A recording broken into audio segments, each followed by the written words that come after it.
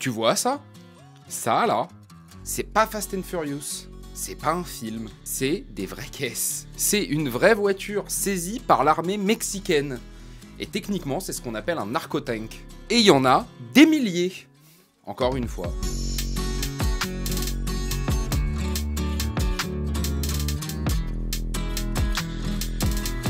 Bonjour, bonsoir les copains. Aujourd'hui, on va parler du cartel. Plata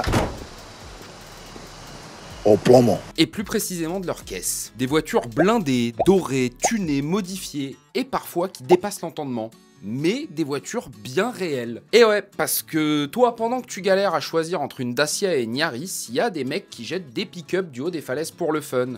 Et pas qu'aux États-Unis. En fait, au Mexique, ça s'appelle la Rampa. Mais on y reviendra plus tard. Pour l'instant, on va commencer simple. Une voiture de cartel, c'est pas juste une voiture avec un pare-soleil Louis Vuitton, hein. C'est un véhicule conçu pour faire la guerre, mais genre dans les rues de ton quartier. Et selon les cartels, c'est aussi un symbole de pouvoir, d'intimidation et de pognon très mal lavé. Genre d'un côté, t'as la Sinaloa, eux c'est plutôt sobre.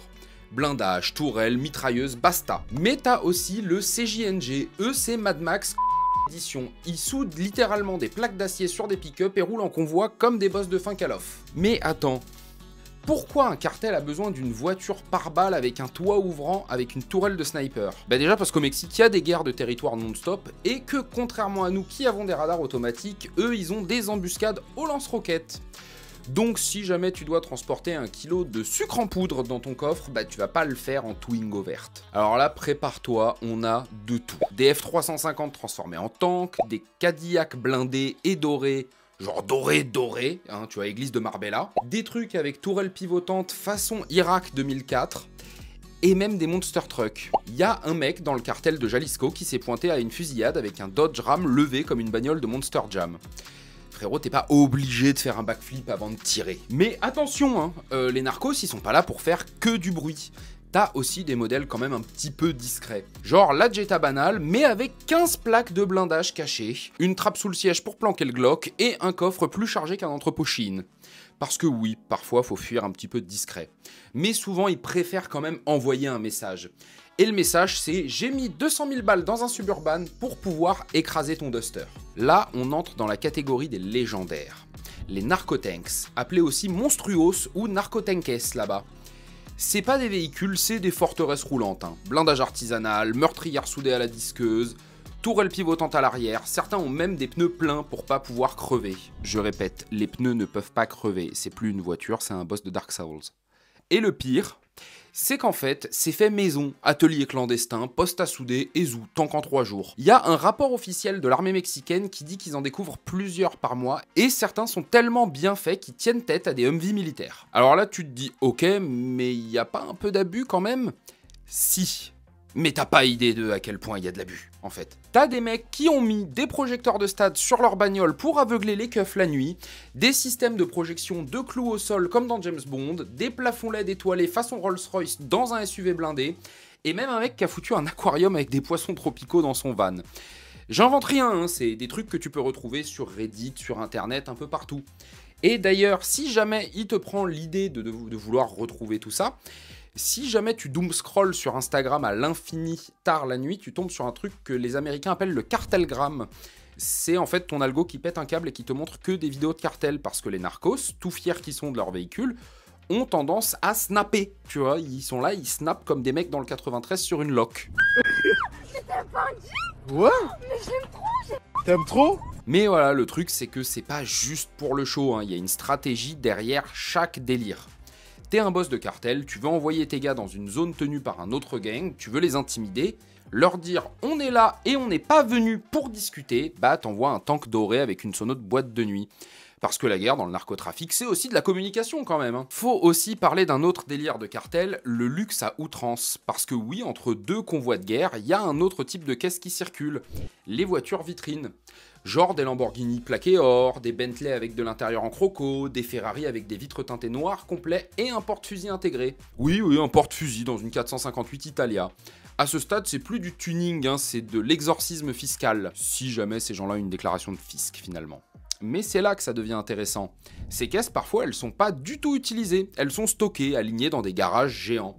Parce que pour certains narcos, la bagnole, c'est un coffre-fort, un moyen de planquer de l'argent ou de le transformer. Parce qu'un Range Rover à 300 000, bah ça se revend cash un peu n'importe où. Contrairement à un pain de... tu vois, du blanchiment finalement, comme dans Vice City, mais IRL. Il y a un truc que j'adore faire, c'est regarder les vidéos de saisie. Tu vois les militaires arriver, ils ouvrent un hangar et bim, Bugatti Veyron plaqué or, jamais roulé, 0 km.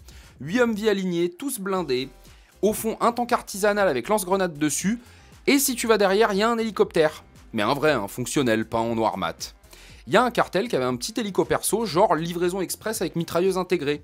Jeff Bezos n'a pas encore eu le plan. Voilà, il faut pas lui en parler. Et là, tu comprends un truc. On n'est pas juste face à des gangs, on est face à des multinationales de la défonce, avec un budget qui ferait passer Ferrari pour un food truck. Alors là, la vraie question, c'est comment est-ce qu'ils arrivent à transformer un pick-up de chantier en Charles Leclerc de la drogue ? Bah déjà parce qu'ils ont des ateliers, des vrais, avec des soudeurs, des électriciens, des mécaniciens, parfois d'anciens militaires et parfois d'anciens flics. Il y a même des rumeurs comme quoi certains bossaient avant dans l'armée mexicaine. Je pense que tu vois l'ambiance. Et pour les caisses de luxe, bah ils passent par des intermédiaires, des prête-noms, ou juste ils les achètent cash avec de la coke dans une valise. Et hop, t'envoies un bateau-container et personne ne vérifie. Et maintenant, le segment qui intéresse la commu. Est-ce qu'on peut en acheter ?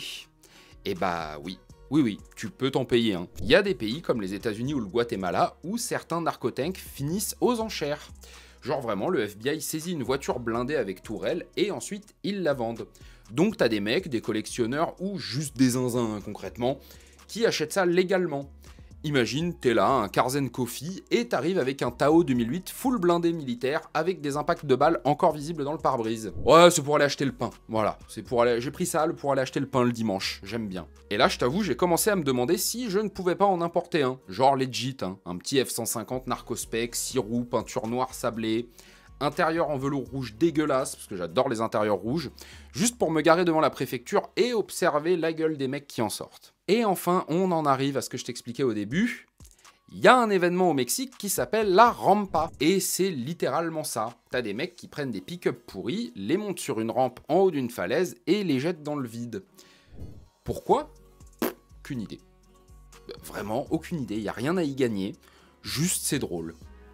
Mais normalement, si on fait partie de la même commu, toi et moi, tu comprends que c'est drôle. Et t'as tout un public de famille, des enfants, qui viennent voir ça en pique-nique. Un mec a même lancé un pick-up avec une poupée gonflable géante attachée dessus. Je commence à vous aimer les Mexicains. Voilà, je connaissais pas le pays, mais je commence à y porter un certain amour. Ils ont une notion de fun. Alors voilà, entre les tanks faits maison, les Bugatti plaqués or, les monster trucks du cartel de Jalisco et les barbecues avec lancé de pick-up dans le ravin, je pense qu'on peut le dire tranquillement, les narcos sont des voitures qui sont parmi les plus démentielles de la planète. Et c'est pas juste pour le fun, hein. C'est un vrai langage, un outil de guerre, une signature si tu préfères. Et même si je cautionne rien du tout, hein, YouTube ne me banne pas, faut reconnaître que le sens du style est quand même parfois assez spectaculaire. Voilà, c'était à peu près tout ce que j'avais à te dire aujourd'hui sur les voitures des cartels. Maintenant, si t'as kiffé le voyage entre le tuning, la guerre, les Barbies en détresse et les voitures blindées, bah écoute, laisse-moi un petit commentaire avec Narcos pour que je vois que t'es suivi jusqu'au bout. Et on se voit à la prochaine. Allez, bisous.